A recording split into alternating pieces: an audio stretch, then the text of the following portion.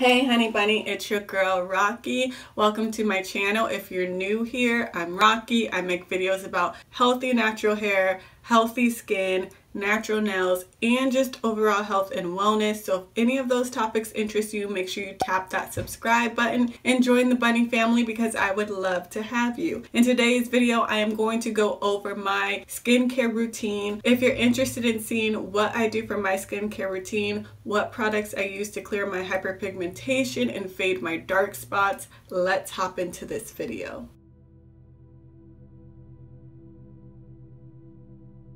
This is what my skin looked like mid-2019. My problem area was my cheeks. On top of breakouts and dark spots, I had inflammation. So you can also see my skin was inflamed. My inflammation was diet related, but in this video, I will be focusing on the topical products I use. If you are interested in any post-inflammatory hyperpigmentation videos, I will have them linked in the description box so you can check that out. So my skin is about 90% better in terms of dark spots and inflammation. My dark spots and my dark marks over the last 2 years, I discovered ways to really improve them. My skincare routine really determines how behaved my skin will be.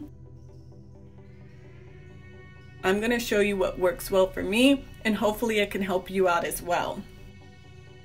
My first step is cleansing. I've used the Dr. Bronners line for the past 2 years. Right now I am using the Dr. Bronners 4-in-1 Lemongrass Lime Organic Sugar Soap. This is organic and made to keep my skin nourished, hydrated, and smooth. I like to clean my face with Castile soap. That's just my personal preference. This soap is more alkaline than acidic, but is fairly close to neutral on the pH scale. So depending on your skin type, use a soap that works best for you. I have normal skin and I prefer mild soaps, so that's just what I personally use. I also follow the Golden RX 60-second cleansing rule, so I actively and gently use my fingers to massage and rub my skin for a full minute. After the first 30 seconds, I do apply water so I can achieve more of a lather.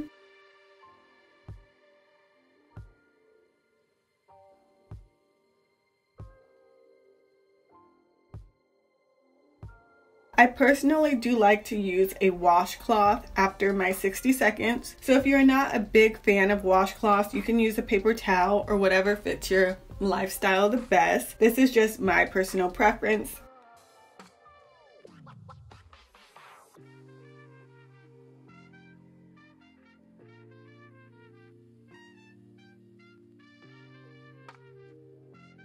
Make sure you don't forget your ears and your neck. It's very important to remember they're connected to your face for a reason. So make sure when you cleanse your face, you're also paying attention to those areas of skin.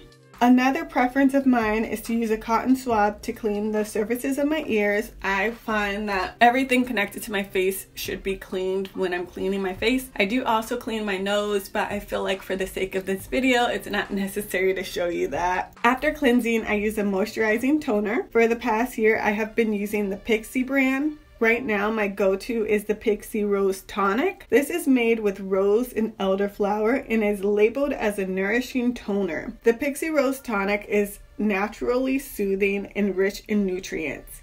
This toner is supposed to help tone, balance pH, minimize redness, and calm skin. It rehydrates, replenishes, and refreshes. Over the past year, I've learned that balancing my pH is extremely important, so I purposely use a toner that is pH balanced. Since I have inflammation, I looked for a toner that would be calming and soothing, so make sure you look at the descriptions on your skincare products and make sure they match your skincare needs. I tone my face and neck, then I put on my vitamin C.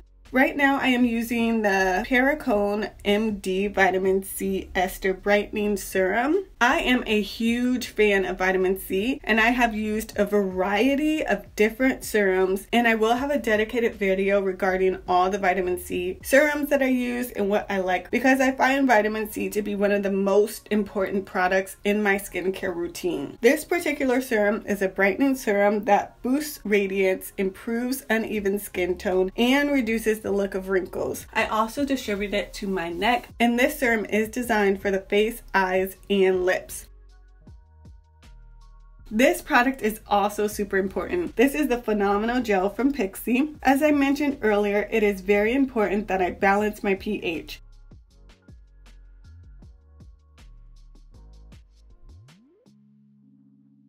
The Pixi Phenomenal Gel balances and stabilizes my skin's pH while also moisturizing, soothing, toning, and balancing my complexion. This gel is a neutralizing moisturizer, and I found that the more I focus on balancing my pH, the less inflammation and breakouts I receive. Next, I use the Pixi Rose Ceramide Cream. This cream is nice and thick. It is infused with ceramides and rose oil to deeply hydrate my skin. It is supposed to improve my skin's elasticity and protect it from environmental aggressors.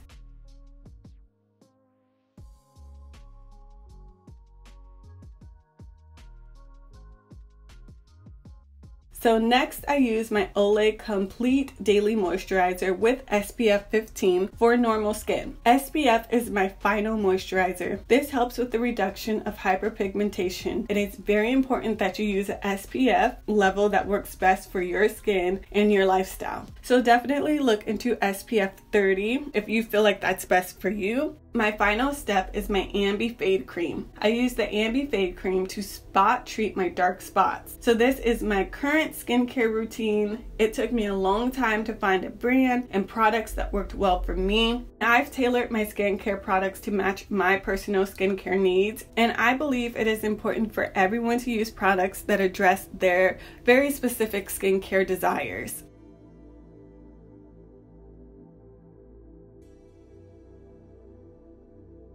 I also want you to know my skin has improved over a period of a year. This was not a quick fix, so if you're struggling with your skin, my only tips are use products that are appropriate for your skin and your needs. I do not have oily skin, I do not have dry skin, and I typically do not have acne prone skin. What I do have is normal skin that is prone to inflammation, and I have hyperpigmentation, which is just like another word for dark marks or spots. Don't forget to moisturize your lips. I am using a lip ointment. I do not remember the name. You can use any product that's gonna keep your lips moisturized and supple and kissable. You know what I mean? It is extremely important to not solely take advice from people on the internet. Always do your own unbiased research and make informed decisions that will work best for you, because everyone's different, everyone's skincare needs are different. So take bits and pieces of information that I use, but apply it to your lifestyle in the way that's going to work best for you. This is my current skincare routine. It's very tailored to my skin and my specific problems, which are inflammation and hyperpigmentation. In 2019, it was all about reducing my inflammation. In 2020, it was all about reducing my hyperpigmentation, and then in 2021 I will be really focusing on wrinkle reduction and wrinkle prevention. So make sure you're subscribed. Okay, so I hope you found this video helpful. I hope you learned something new. If you have any questions, feel free to comment below. As always, please like, comment, share, and subscribe to me because I'd love to have you. But until next time, see ya.